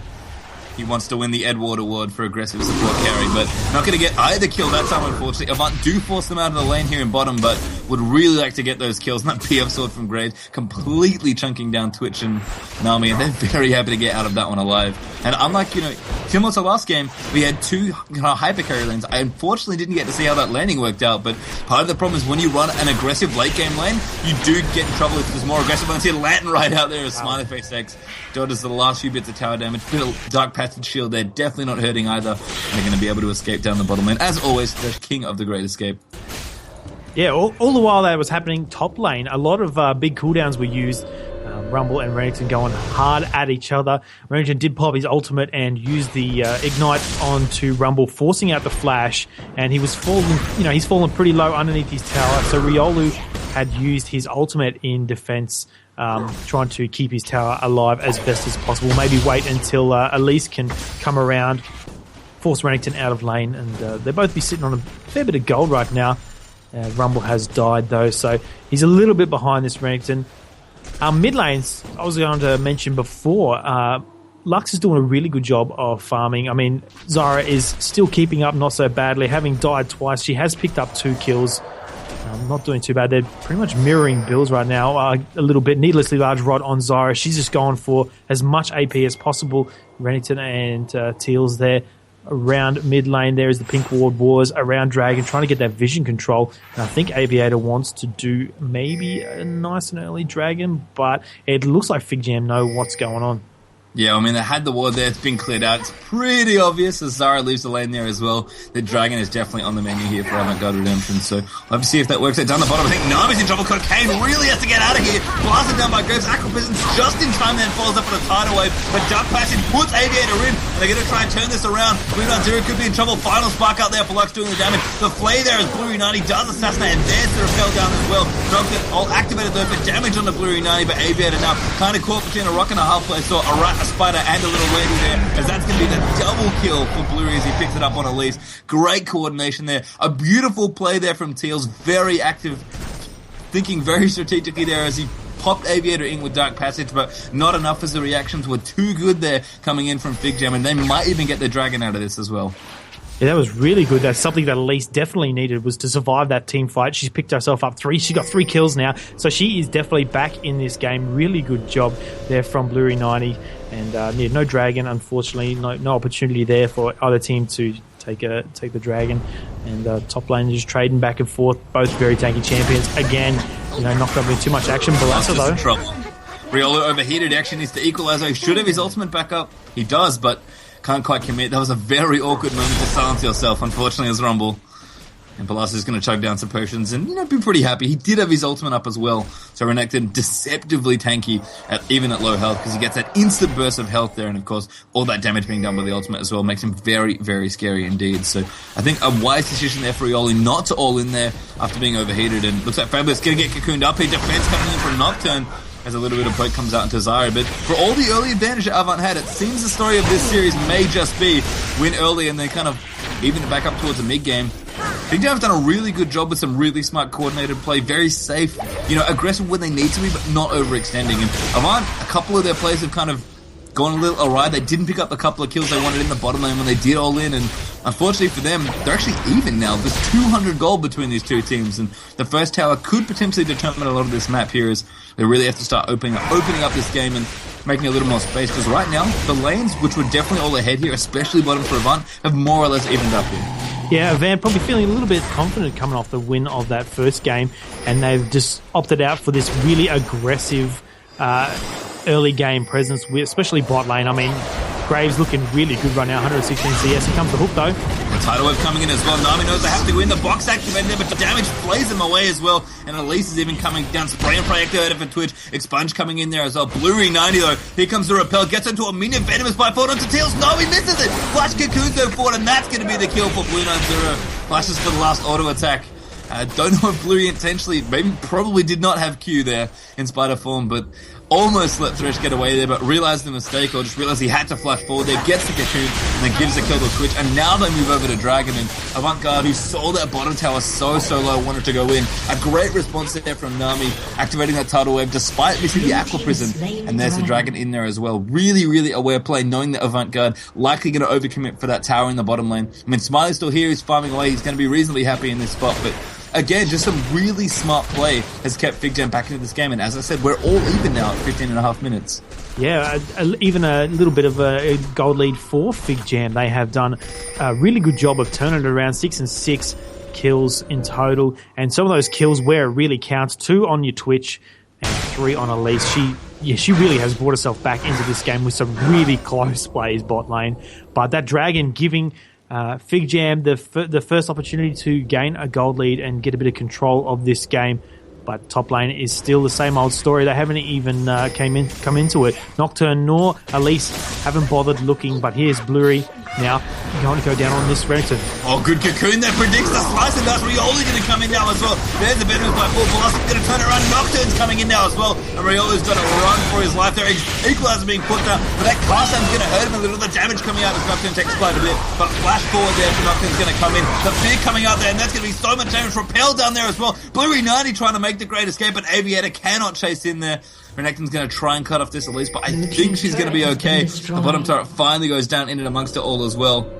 And the great chase still comes in. Renekton may want to give this up. Blurry 9 is going to find a very creative way out of this one. Renekton gives it up though. Doesn't want to chase anymore. Slice and dices over the back of Golems. And Elise going to be very happy. In fact, even going to do a spotter cannon in here as well. Just why not? I'm here. Might as well take your rates. Nice and easy. Yeah, good work from Elise once again to escape with bugger all health. Pastry, she's done a really good job. Blurry 90 there. That gank was almost devastating, almost a double kill for Nocturne. I mean, Aviator come out of that one alive and got himself a kill on Rumble. Rumble not having so much fun right now. Maybe, we talked about him being a really good Rumble to put him off a little bit. Pastry. May just be. I mean, he's not doing too badly. Slightly behind in CS here. Of course, got first blood very awkwardly in that level 1 as 5 members of the Avant rampage through there. May have been sleeping a little, just kind of guarding his spot there because did not get through there, unfortunately, or did get killed off and has been killed just then as well up in the top lane. They did trade, though. Rumble, he's happy. He's got a haunting, guys. I mean, Spirit Visage Renekton's going to make things a little tricky here for Veloster. But, really can't feel too bad about his spot, especially given the fact that he got first blooded, and especially bottom lane, they really have to be very thankful for what happened, because Graves got that first blood, all that bonus gold make things very difficult for such a late game oriented lane, but Blue 9-0, he's got on Infinity Edge, again another great hook there from Theals, and in fact barrier pop there by Twitch in panic, not wanting anything to go too wrong there. Now Nocturne's going to rotate down, and I mentioned Brutalizer might be an aggressive first, he's actually got Spirit of the Ancient, the Elder Lizard, as that's a fear up there on Blue. They want to go in good fast with Root from Zaya. Repel out of it though as the tidal wave comes through as well. Spray and Pray's been activated in there as well. Expunge going to pick up this killer, I think, for Twitch. And looks like Blurry 90 getting chased down by Smiley Face and Tails in there as well. But a good stun there into Graves. They find the one they need to. Nocturne's still alive and a little bit of health, and the bots will prevent the chase in there as everybody escapes with a few bits of health there. Both junglers actually very low there in that exchange, but everyone's going to be okay. And the 4v4 there, nets no blood there for either team. And they're still with only one tower gone, that bottom tower finally pushed out by Avant. Both teams really need to find a spot here. The game now tied back up quite even, 300 gold between these two teams with the slight lead there going off to Avant-Garde Redemption. one of these teams really wants to find a foothold here and power through this mid game, because we are approaching 20 minutes. Some items are starting to be built.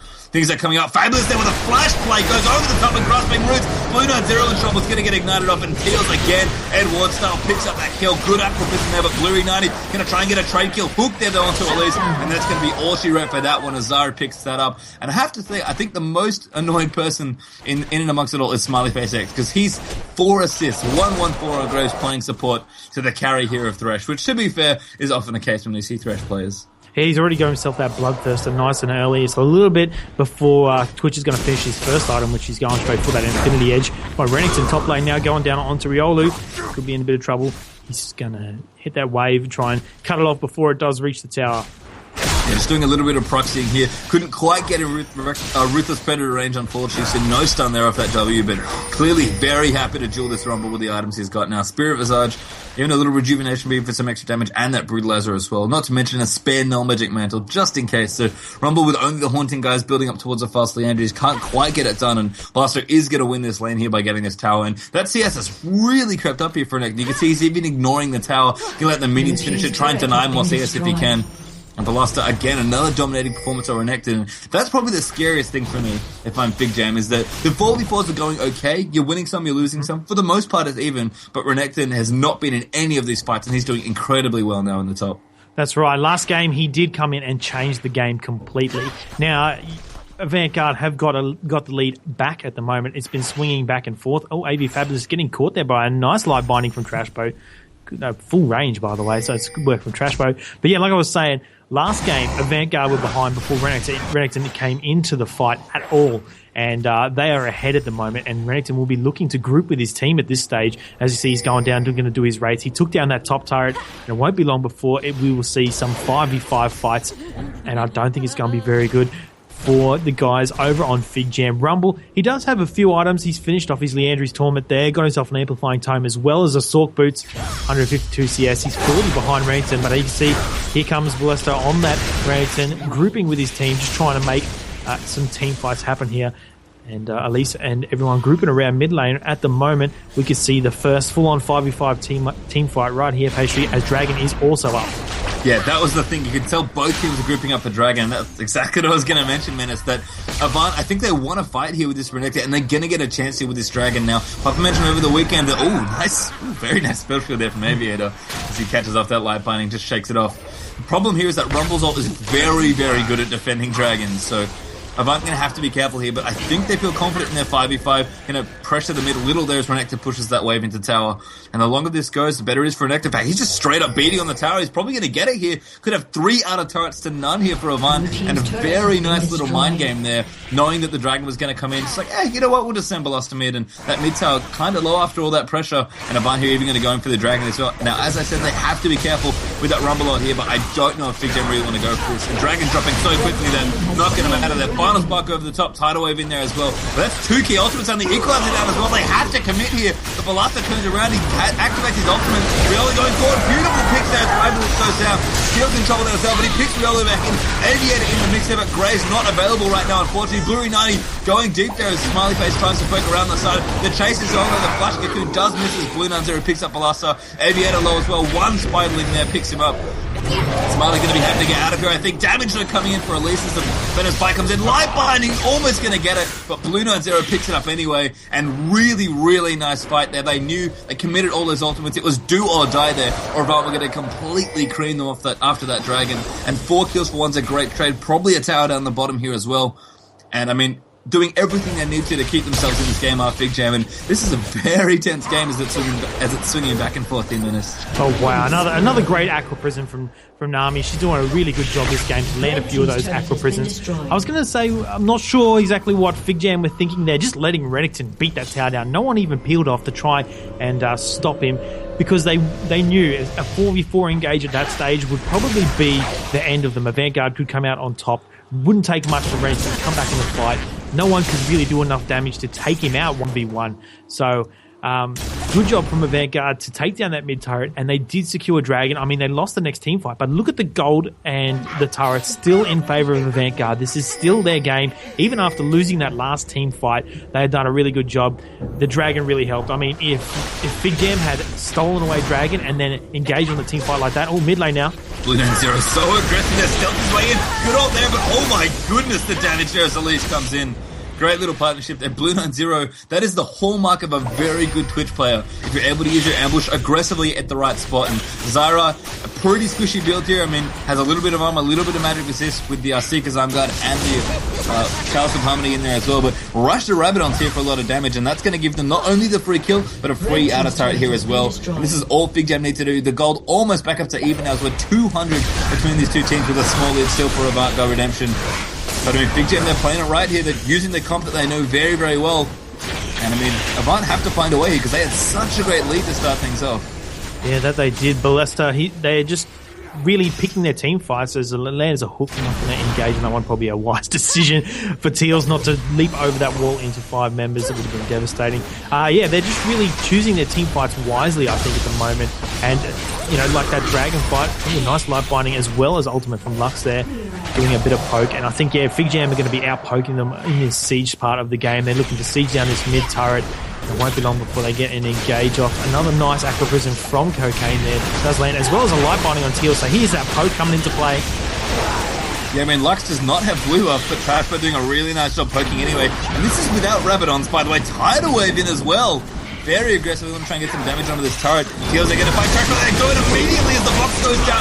Damage in there as well. And no ultimates really left here, unfortunately. Avant, a great initiation as they clean up 2 quick members there. And now Repel going to come out, at least going to escape there out of the way. I don't think Avant-Garde can get any more kills. Zara looked dead, but had a little bit of health. 25 as I go back to click on her very quickly. But Avant here going to pressure down this mid now. Get the counter push going. Get the tier 2 that FIGJAM were trying so hard to get. And I mean, a lot of poke there, some ultimates used as well to try and get down that turret, but really nice play there from Teals. Landed the hook and realized with that tidal wave gone, no real way for them to disengage off there. Got Lux as well, who's very key to their kiting strategy, but there's no real way to get out of her own. And as soon as they could get in there, they did a really nice job. Aviator going to get stunned up there by Cocoon, but going to shrug that off there. And Avant, get the tier 2, get out quickly, and a couple of kills. I mean, both teams making good plays to keep themselves in this game, but 2,000 plus back now in the hands of Avant-Garde Redemption. Yeah, Vanguard, therein lies the power of Thresh. That last team fight, throwing in, he took the opportunity to land a really great hook onto Lux under his own tower, was able to pull himself in there, throw down a box, and they did so much damage and come out on top with getting that second tier turret and keeping their own, by the way, as we see them starting for Baron. There is a ward there, and there is a pink ward. There we go. There's an Oracle's actually on Nami. It's actually bugged currently in spectator mode. But if you click on Nami, she actually does have the buff over there. And they warded it too. They gave this Baron up almost. Balasa are going to have to go absolute man mode in here. And I think Avant may have timed it. No, they don't. Elise picks it up. And Avant-Garde completely give away that Baron. I honestly was going to call Teals an absolute master for warding that Baron. He was like, you know what? They could do this. I'm going to throw a ward back here. And know what? Elise started it. They had the ward vision. And Avant just could not respond in time. Everybody backing at the wrong moment. And a great call there from FIGJAM. And if there's anything that puts you back into a game that you're slightly behind it, there's nothing like Baron buff. That's right, and like you said, great knowledge from Teals to know to put a ward in there. It shows signs of a great player to take opportunities when you see them for your own team, but to know when the enemy team is going to take opportunities is also, is a really, really good sign of a good player. And Teals did a good job throwing the ward down. Unfortunately, nothing came to fruition out of it, but they did see what happened. Yeah, just unfortunate for Vanguard. They weren't able to engage or steal away the Baron. And it is such a close game. Look at that, even gold. 40k, maybe like 50 gold between them. 12 and 12. 4 turrets in favor of Avant-Garde. The Dragons and the Baron keeping FIGJAM in this game. It's just back and forth. It is really so close right now. Both of them, they feel the pressure. I guess FIGJAM a little bit more. Avant-Garde have got one game up their sleeve, so if they do go to a third one, it won't be so bad for those guys. But FIGJAM, if they lose here, this is them out of the tournament, and they won't be going to PAX, I believe. That is correct. They won't be going. Remember, round of 16, only 4 teams get to go to that great tournament. We'd love to have more, but unfortunately, only 4 slots this time around. Looks like Dragon's going to get picked up here as well. FIGJAM just need a little more gold. Going to try and pick up objectives where they can. I have to say, the tower lead is going to cause a problem here as we get towards 30 minutes. 2 towers is not that many. Having those tier 3 turrets, those outer turrets still up is good news no matter what. You know, they drop pretty quickly. They're pretty squishy at this point in the game, but just having that vision, having that little bit of safety and that bit of map control while that tower still stands is a big deal. And they're going to have to push down some towers with this Baron if they want to get anywhere. I mean, the Dragon's nice. Actually puts them up in gold for, I believe, the first time at all in this particular game. But with the Baron buff ticking away, they've got just under half the duration left now. They've gotten themselves a Dragon. They need more hero. So, and Trashboat going to be back on the poke train. He has blue buff now and the Rabadon's in there as well. So, I mean, they did this last time and they got a pretty good siege going, but misplayed slightly. They're maybe blowing a key ult a little bit too early and couldn't quite get it done. Now with Baron buff, their siege is going to be even better. So they just really have to make something happen. They want towers. In fact, they need towers here. The Baron has to do something. It's not good enough to just have the gold. They've got to make something happen here, and they will get the tier 2. Yeah, Van going to have to just sack that one there. They'd be very unwise for them to engage, especially against the Baron buff. They could not, even if they did happen to pick someone off, I think even out of that team fight, it would be big trouble. As a Fabulous does get bad news. Final spark over the top. Does ult there, but Kane picks up that kill. A very nice one there for FIGJAM. They'll be happy for a freebie. Poor Zara, again, very squishy. And the roam squad continues here. And that's the thing, when we saw FIGJAM play this comp, it was exactly the same problem. If you get caught by one of those long-range CCs, you are done from all that damage between Lux Rumble. They've got so much long-range follow-up here between Tidal Wave, between Lux's ability, and between the Equalizer from Rumble as well. It's so hard if you're caught out of position. You can get sniped from very long range. And there's the equalizing turret here for FIGJAM. Now, cruising up in gold here is they're 2,000 ahead, this spot that Avant found themselves only about 10 minutes ago. And with that Baron buff ticking down, they've got a little more left. They're going to try and do what they can, but yeah.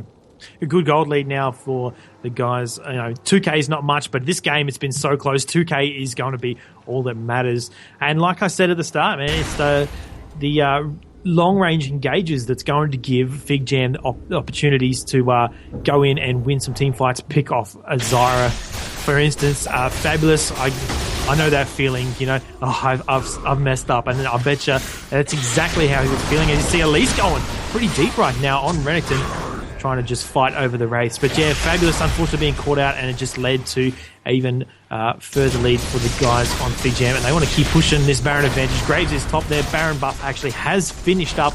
Graves has gone back to base, and will Thresh be able to keep vision on his side, and I think it's going to happen. Yeah, it does have an Oracle, so he can clear out the wards they're throwing over the top, but taking the poke, again, it is bugged, unfortunately, in this spectator mode, so cannot see that icon above the head. Just if you click on them, you can see the little pink potion ticking away. More wards. I mean, they're almost ward betting TLC. He's actually a half health. He has to be careful because one light binding's probably going to mean his death here. Light binding. There it is. Final spark up there as well. The tidal wave for the follow-up. He's forced to flash out of there. Blast going straight in the 1.90. Aviator in the back in there as well. They've got to kill that switch if they can afford it, but not got enough damage. Minus effect. Can't quite find it when Aviator gets low there. Equalizer comes down for Rumble. Electro Harpoon as well. Flashes are plenty. Here is Ivana forced to back out here, and the damage coming out. Transport again with a nice light binding. They're trying to defend this tower. Everybody getting low here as a little bit of a dive happens. But I mean, one kill here still on the side for FIGJAM. They can probably pressure this turret. The damage coming out from losing Singularity as Trashboat continues the poke train. I mean, he's almost out of mana here on Lux, but there's going to be enough damage on this tower.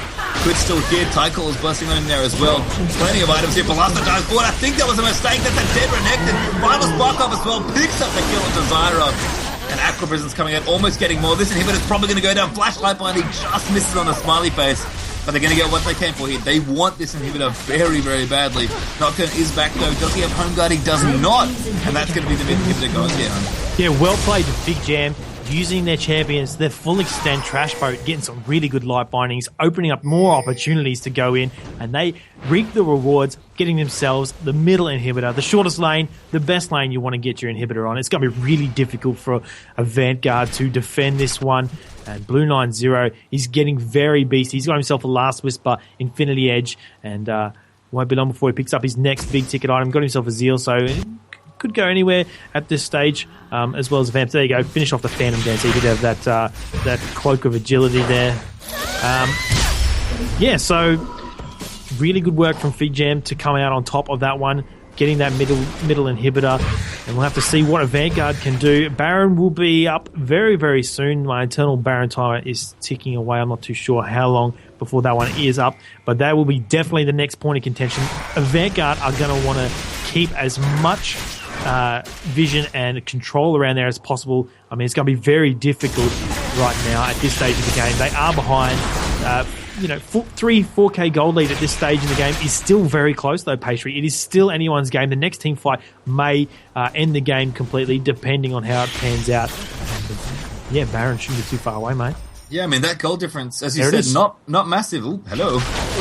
Cocaine going to clear things out. Again, also has an Oracle's. Apologies for that visual blood. And we're going to start here. I mean, I think Teals is like, yep, I know what's going on. I remember this the first time. I remember this last time. I think Ivana coming in, that Baron's dropping very quickly, though, with this twitch. A triple trifecta of items. Aviator wants to go in. Fabulous getting caught up there. And Baron gets finished up again by Elise. Blue is going in there. Blue Nigeria, though, trying to climb it up. Almost gets happened. The final spark snipes off Zara, who can't quite zombies in time. And Rioli going in. Gets kited there by Teals and Smiley Face. Teals very close to dying. In fact, the last one in the back again going hard mode. Can't quite get it done, though, unfortunately. A 2-for-1 trade. Still in favor of FIGJAM. Cocaine finds the Aqua Prison. And that's probably going to mean the death of Aviator. Lantern's out, though. Pieces, he skyhooks his way out there. Thresh, as always, providing the evacuation service. And Avant, they're pretty happy that things didn't go worse there. But the problem, Baron buff still goes over the FIGJAM once more. There's too much damage too quickly. Yeah, that's right. They're going to get themselves an easy bottom second-tier turret. Maybe even get that inhibitor turret, depending. Another 16 seconds, Zyra's up, so probably not going to happen. A very low blue 9-0. Fairly low. He probably just steal that back up. So, it'll be interesting to see what they do from here. Probably go back and get themselves an easy drag, and there is a ward there from Avant-Garde. Teal's showing us a pretty good job of his skills, keeping the wards up as best he can. Look at that top half of the jungle though from FIGJAM. I see 1, 2, 3, 4, 5, 6, 7, 8 wards in the top half of the jungle. They knew Baron was where the next fight was going to go down. They knew they needed that to keep the lead in this game, and they executed it quite well. Bluery 90, really good smite in there. Best smites OCE for sure. Keeping that away. Renekton did dash over. He doesn't really have that much burst to take it away, so I guess it wasn't that difficult to get themselves that Baron. But Renekton, he's looking pretty beasty still. Like, he did a lot of damage. He's doing a lot of disruption as well in the team fights. He is pretty much peeling off for that backline, going straight for Twitch, but it's not really helping him too much, as Nami as well as Trash Mode have been peeling a little bit for him, especially in that last team fight.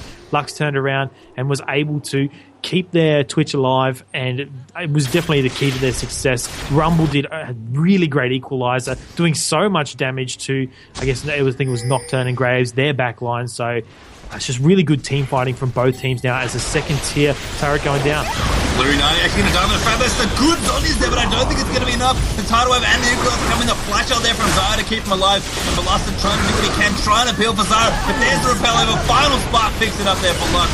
And now Bluery 90 a little bit too deep, but the rest of the team coming. Riolu blown up there as the damage comes in. The box there from TL2 as well, trying to prevent the rest of them from coming in. Bluery doesn't quite get the kill he wants there. Very tanky, but going to give Graves the double kill there. And actually a 2-for-2 trade there.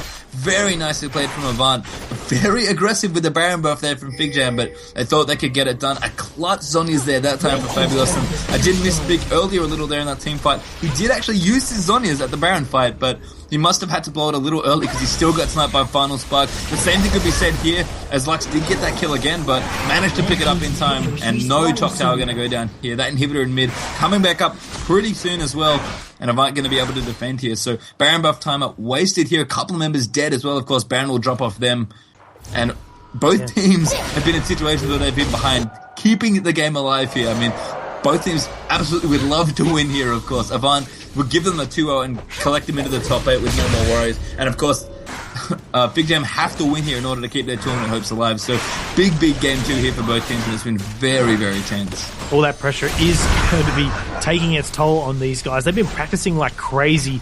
I'd say they're very, very exhausted. This is probably one of the biggest things that's happening for them right now in their lives. So they're putting as much effort as they can into this. But yeah, like you said, last team fight, Fabulous. Even though he did end up dying, he did a really good job of drawing out some of the focus. He threw down a really good Zhonya's Hourglass, and Equalizer went down straight on top of him. He flashed out of that into a Lantern, drawing out, pretty much putting a few people out of position. And Avant-Garde, even though it was a 2-for-2 trade, I would say they came out on top just because 2 people lost the Baron buff in that team fight. Even though Baron buff is down for this next one, in that circumstance, I reckon that they did a very good job of taking down 2 members. Blurry, I guess, sacrificed himself in the end in the hope of getting a kill. He did go very deep, though, over the wall, hoping that his team could possibly follow him up there. And now Avant-Garde stuck in their home, trying to defend desperately. And that inhibitor is it back up? Yes, it is back up. So the minions won't be pushing so hard down that lane, but it is an exposed inhibitor there. So FIGJAM going to try their best to take it down, but there is not going to be a Baron for quite some time now. This could be the window of opportunity that Avant-Garde do need to take it away. It's just a matter of hoping to maybe keep their Zyra alive and keep down that smiley face on the graves there, try and keep him alive as well.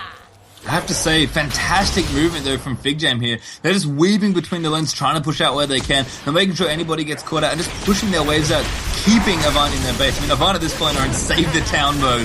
They really do have to protect the world tree if they want things to go any better for them. They do not want to lose this inhibitor again. It would make the next Baron very difficult for them to defend. And of course, that is exactly FIGJAM's next objective here. And the pokes coming back and forth. We did see last time that teams in their base able to spread out very, very wide here, so they can probably space themselves out enough to dodge a lot of this poke, but they're still got to be careful. Tails looks for the hook there as Blurry gets crossed when he's up there, blows the lock of the Iron Solari active actually to keep a little bit alive, but I mean, still pushing in a good acquisition, tied away, follow up immediately, equalize the final spark as Smiley Face is forced to flash out. Riola getting in there, Velasquez again trying to go deep for his team, Aviator trying to do it as well, but Nocturne not nearly tanky enough here. Renekton going in there as well, at least in the back as well, chasing up the Graves. There's a good Zonyas. I think I heard another one. There's double Zonyas actually coming out. And the kiting so massive here for FIGJAM. Blurry 90 buying the time that he can. Doesn't quite hit that cocoon. But it doesn't matter here. 4-for-1 trade there with the only casualty being Elise. Cocaine very low but can ebb and flow back up. That's going to be the mid inhibitor gone down. And FIGJAM may be able to get more here if they want. The minion wave down the bottom pressuring as they duck and weave through these lanes here, getting the minions pushed up. They're probably going to get this tank tower here as well. Next inhibitor is likely going to go down here as well, and Smiley Face is going to have to run absolute hero mode if he wants to defend here. Losing singularity there for a little bit of poke. I mean, everyone's very low. They've got to be careful. But final spark there pops Smiley as he gets high-bound, and there's a flame split, a kill for Rumble as Riolu picks it up. And I think this may be the game. It might not end quite this moment, but 2 inhibitors with Baron coming back up is a big, big deal. And they actually are going to go for the GG here. The Nexus turret going to go down. Teal's going to home guard in and try and defend. They're actually not going to finish it, excuse me. I'll take out 1 Nexus turret and say that's enough. Actually, their top tower is being pushed in by a wave of purple caster minions and friends. And FIGJAM, they're going to be happy with this. Baron's back up as well. They can pretty comfortably saunter in and do that. And it was not long before Zyra Nocturne was up, so it was a good decision to get away from that one. While they're defending the base, they're going to go steal away their 3rd Baron for the game. 3 Barons in this game at 41 minutes. That's pretty good. Equalizer coming out just to try and burst him down as much as possible, do that damage. Really good, again, another team fight from FIGJAM previously, and I think that Balasta's really having to maybe change his focus again. He might have to maybe peel back because he's really going very, very deep in these team fights. He needs to go back, maybe try and help out Thresh, peel for his Graves, keep him alive, or Zyra even, because Zyra is generally the one that's just falling out of these team fights so quickly, pastry time. And there we go, the Baron has gone. Everyone's going to go back and buy a few more items. Almost full build for Twitch. He's got himself a Giant's Belt, trying to stay going a bit more defensive. He's got Bloodthirst, Infinity Edge, Phantom Dancer, Last Whisper, as well as the boots. So he's doing a ton of damage. Not going to go for the GA. He's opting for a Giant's Belt. Maybe build a Phage. Not too sure what he will do with that one. What are you thinking, Pastry? Giant's Belt for Twitch. He honestly might just build the Warmogs. Maybe. That's certainly an option. I mean, Frozen Mount could be okay as well. If they're running the kite comp, Frozen Mount seems pretty sweet, actually. And I think Twitch is just kind of recognizing that there's a lot of damage here. This Renekton is pretty scary. I just need something. And, it's not magic damage. I can't really do it a QSS. It's not the CC that's getting me. It's the burst damage. So he's going to have to, he's like, okay, I need some health here. And Warmog's perfectly fine on an AD carry if you can afford it. And, I mean, Twitch has got so many other items at this point that he's, he'd be happy with an almost luxury purchase of that Warmog's there if they want to go for it. And you mentioned that Baron. 3 straight Barons there is good news. Teals, again, was onto it, but his intuition, it's very good, but he unfortunately got the bad news there of warding over the back and just seeing that, it's already gone. And that was a genius Baron, actually, without Elise from FIGJAM. It looked kind of silly, just kind of using all those big ultimates, but all the ultimates are rank 3 at this point. Light Binding again coming in. Final spark there, pops Teals almost. Tidal Wave kills him. Oh my god. humanity. Oh my god, Nami. Here comes We've got him with that equalizer in there as well. Damage out from French comes out. But good return there as Riolo equalizes. And then just immediately Zoni is the kite back here. Complete wipe of everybody as Zara dies. Uses the passive for a bit of show, but nothing left there. And that's going to be 2-1 apiece, as FIGJAM are going to equalize it here. Force a third and final game here. And I have to say, from what we learned between these two games, I think when FIGJAM look comfortable, they look absolutely unbeatable because they were just so spot on there, and their team fighting was impeccable. With again what we've seen them do to great effect, that Lux Rumble combination with some very strong support play over out and great carry play, of course, by Blue 9-0. I mean, Avant, they had the lead, and it'd be really awkward if this is a series of strong leads getting thrown away, and of course, they ended up winning the game. And one team's going to have a strong lead next game. I don't know if we should use that as an indicator, but really strong play there to tie the series up 1-1 from FIGJAM.